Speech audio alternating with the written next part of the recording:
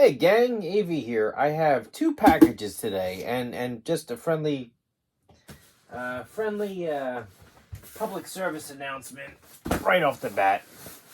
I got two packages today. One from CGC, sent United States Postal Service registered mail, and I got one from CBCS, sent via FedEx. Now, the one I got from CGC, according to the tracking, arrived at the facility, actually at the distribution center last night, arrived at the post office, local post office this morning, was out for delivery this morning. When it arrived at the door, the carrier knocked on the door. My wife works from home, and she had to sign for the registered package before he could leave it. And that's how I got it. It's also got a dent in here. I'm going to have to make sure everything's okay. I'm sure it is, but anyway. The FedEx package, on the other hand, arrived at the distribution center and was out on the truck for delivery on Sunday. Today is Tuesday. It was out for delivery on Sunday. I live in the woods. We have an awful lot of leaves. It's the middle of autumn. So I was working in the yard all day long, from literally noon till 5:30 at night. And I got a notification saying that nobody was home, and that a delivery attempt was made, but nobody was home. Sorry, I was not only home, I was outside. Nobody came. Monday, yesterday, more or less the same thing. Monday is my day off. I was at home. I was in my living room from 4:30 till 5:30 watching a show. I had the windows open. I had my dog with me. Nobody came to the door during that 1 hour period. Nobody came up my driveway. Nothing. Checked my phone. It said the delivery attempt was made at 5:03. And nobody was home. So again, nobody came to my door. Nobody did nothing. Today, and this also required a signature, by the way, from CBCS. Today, the FedEx carrier walked up my driveway, dropped it on my porch, and walked away. Didn't leave a signature, didn't ring the doorbell, nothing. Full disclosure, I work for the United States Postal Service. And I know the way carriers are supposed to deliver their stuff, and it quite frankly, it pisses me off that FedEx did me dirty with this package for the last 3 days. I guarantee you what happened was he had packages. He was running behind schedule. He scanned it, attempted on Sunday, and just brought it back with him. Same thing happened on Monday. And Tuesday, today, he never even bothered to get his signature. I don't know if it was the same carrier all 3 days, but I know that none of the carriers all 3 days did it correctly. And that pisses me off because I'm paying for that delivery.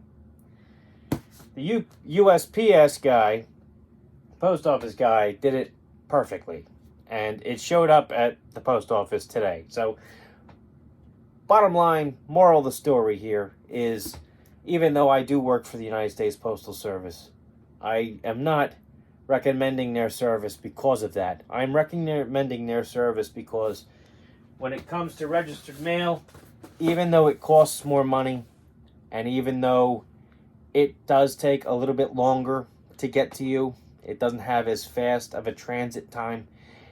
The reason for that is because registered mail is actually insured for up to $50,000, I believe. Like just by buying the label. That's why it's so expensive. And when you actually make mail delivery to a jewelry store, that's how they get their diamonds delivered, is by registered mail. Just keep that in mind. It's also because it's usually very high-end stuff that gets mailed this way, it's literally handed off from person to person. It's never thrown down a conveyor belt. It's never thrown like in a hamper and just wheeled off into the back of a truck. It's given from person to person, and that person has to sign for it. There's a distinct chain of handling that you can follow when it comes to registered mail. That's why it takes a little bit longer. You pay for that extra service to make sure that the stuff shows up the way that it's supposed to. FedEx, sometimes you get what you pay for. It's cheaper. It's supposed to be faster. I actually got them the same day. They both shipped the same day too, by the way, from both companies. I've been tracking them at the same time. So anyway, just throwing that out there. Now, let's open the box from CBCS. This is signature verification stuff. And even though I've gotten stuff back from CBCS before, including some signature verification stuff, this is actually the very first order I sent to them. I actually got some of the later stuff earlier. I'm not sure why these particular books kind of got lost in the system. Not sure what happened there, but I'm glad that they're back now, and I'm looking forward to checking them out. All right, we have some bubble wrap. Always good to save. This stuff is great for a bonfire outside. It goes right up. Works awesome as kindling. Anyway, take out the bubble wrap burrito.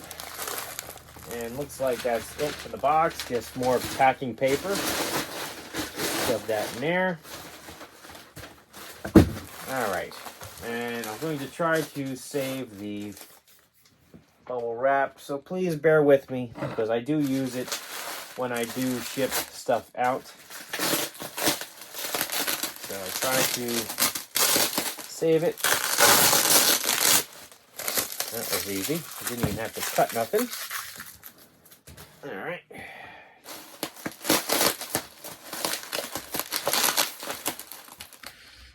we go.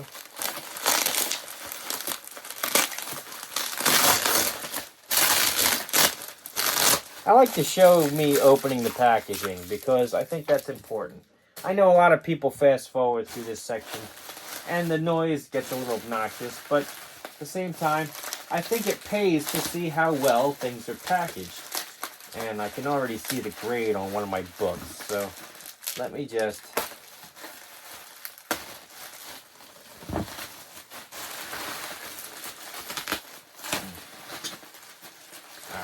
flip that over.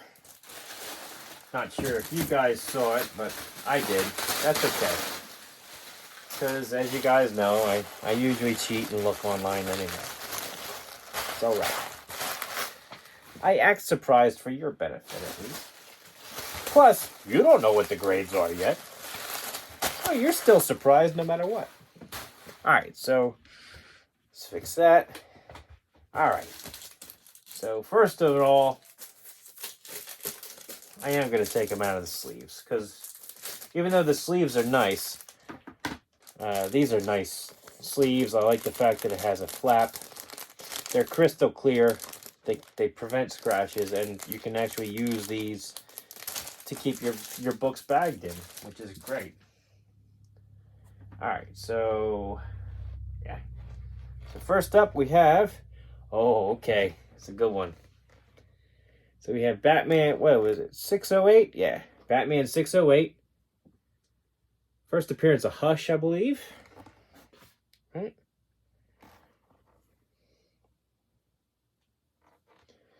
Oh, I thought it was. It doesn't say it on the thing. But anyway, it was signed by Jim Lee. Right here, along the edge. Verified signature, Jim Lee. And we got a 9.8 on that. Beautiful. I've said it before. 9.8s from CBCS hold a lot of weight, in my opinion, because they seem to be very, very conscientious of of their grades. They seem to be pretty strict and kind of uniform with them too. Like they're like CGC, depending on the grader, can be kind of harsh or they can be kind of forgiving. CBCS seems to be more of a standardized grading, from what I can tell. The books that I've gotten back from them. I think the service is better. I think not the customer service. The customer service is definitely better at CGC, but the actual service of the grading of the book and the verification of signatures and stuff like that, I think that's actually done better at CBCS. The cases themselves are better. Stuff like that. I really do think that they have a leg up in certain areas because of that. But anyway, beautiful book. And I thought this was the first appearance of Hush, but it doesn't say that. It just says Catwoman, Killer Croc, and Poison Ivy appearance. Oh well. I'm not as knowledgeable when it comes to the Batman run as I am with a lot of the Marvel stuff, so it's very possible that I'm incorrect. But I will look that up later. Anyway, next up we have, okay, awesome, Captain America Annual number 6. This was signed by Joe Simon, right down there. And a cool story about this is I'm a huge Captain America fan. Joe Simon was doing a signing at the New York Comic Con, which is just one state away from me, and I couldn't go. I had to go to work that weekend. There was no way I could take it off. I forget the particular reasons, but it was either I didn't have enough time to take off at that point, or it was already allotted for a vacation later on, or I don't know, I forget the details, but I couldn't take it off. So a buddy of mine who felt bad for me actually at the show bought this comic out of a dollar bin or whatever, and actually got Joe Simon's signature for me, which is fantastic. Shout out to you, Andrew, because you're the reason why I own this book. And it's not that I didn't believe it was Joe Simon's signature actually on it when you gave it to me. I did. But I just wanted it verified and graded and slabbed for my own personal collection so that I could hang it on the wall and really enjoy it for what it was, So anyway, I actually have a spot right up there allotted for this. But anyway, so the grade on this is a 9.0, and that's fantastic for a $1 book with Joe Simon's signature on there. And it's an awesome cover. I mean, you have to face it. I mean, if I was going to have Joe Simon sign something, aside from a Golden Age book that he actually took part in creating, I mean, this is a very good choice, in my opinion. Very cool. And the fact that he signed it is definitely the appeal to me. It's a very cool cover, too. So.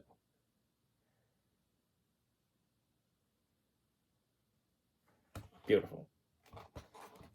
All right, so next up we have... How many books? Just 5? I thought I had 6 in this order. Oh, well. Maybe not. Okay, so Hellboy, Seed of Destruction number 1. This is signed by Art Adams, the creator of Hitmonkey.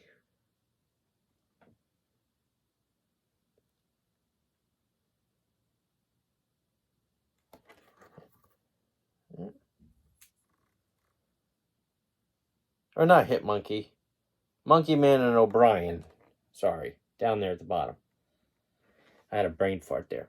But anyway, it would be awesome if it was signed by Mignola too, but it's not. And as you know, I'm a huge Hellboy fan. If you've been watching my channel for any length of time, I have his first actual appearance and his first color appearance up on the wall already over there. But anyway, this is a 8.0, which is totally understandable. I had it pressed, but I mean, there's still some very obvious damage down there. So 8.0 is the best I could do on this book, which is, again, totally understandable. I forget where I purchased this, but when I purchased it, it wasn't obvious to either me or the seller until after the exchange had already been made that there was actually a signature on it. So that was a nice surprise. Very cool. All right, next up we have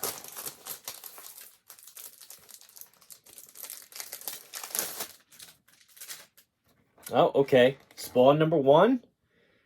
This one's signed by Todd McFarlane down there in the corner. I bought this raw with the signature, unverified, and I noticed that there were a lot of pot marks on the cover once I had it in hand out of the bag.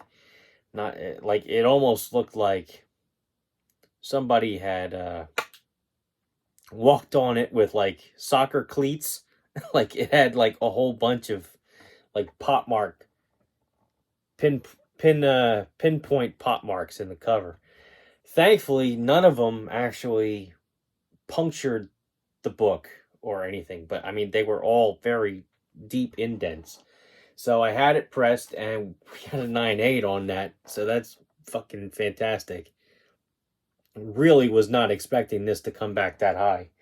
I thought for sure that I would have taken a hit on this book, but I'll definitely take a 9.8 on this. Awesome.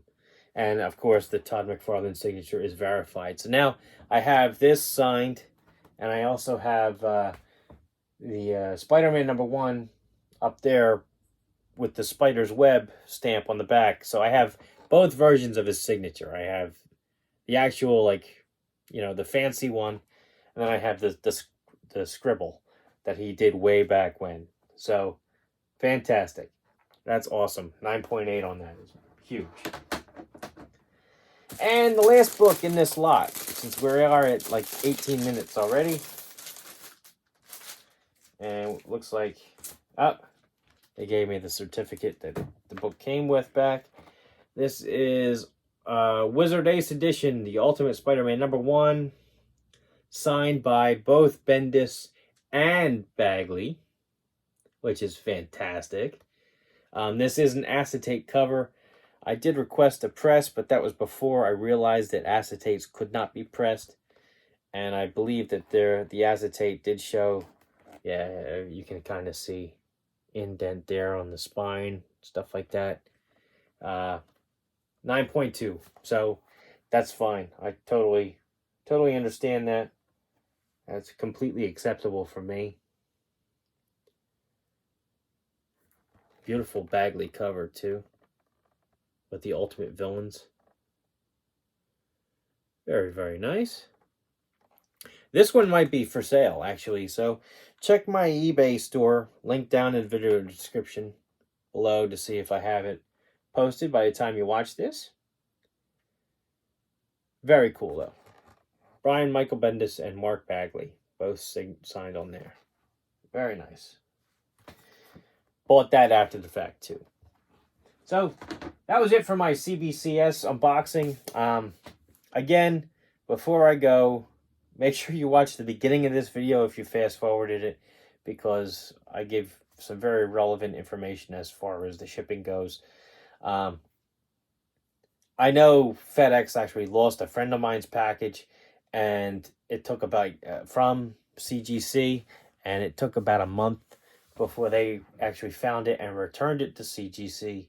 He did eventually get his books back, but that was a very unpleasant time for him. And I know the post office doesn't do everything perfectly either. Trust me. I mean, none of these companies are perfect, but at least when it comes to the type of service that you're selecting, registered mail, for example, even though it costs more money, even though it takes more time, you're better off in the long run because you have the peace of mind that even if something happens to that order, even if it gets banged up, lost, or stolen, or or mishandled somehow, you have the peace of mind to know that it is insured and that you will get your money back.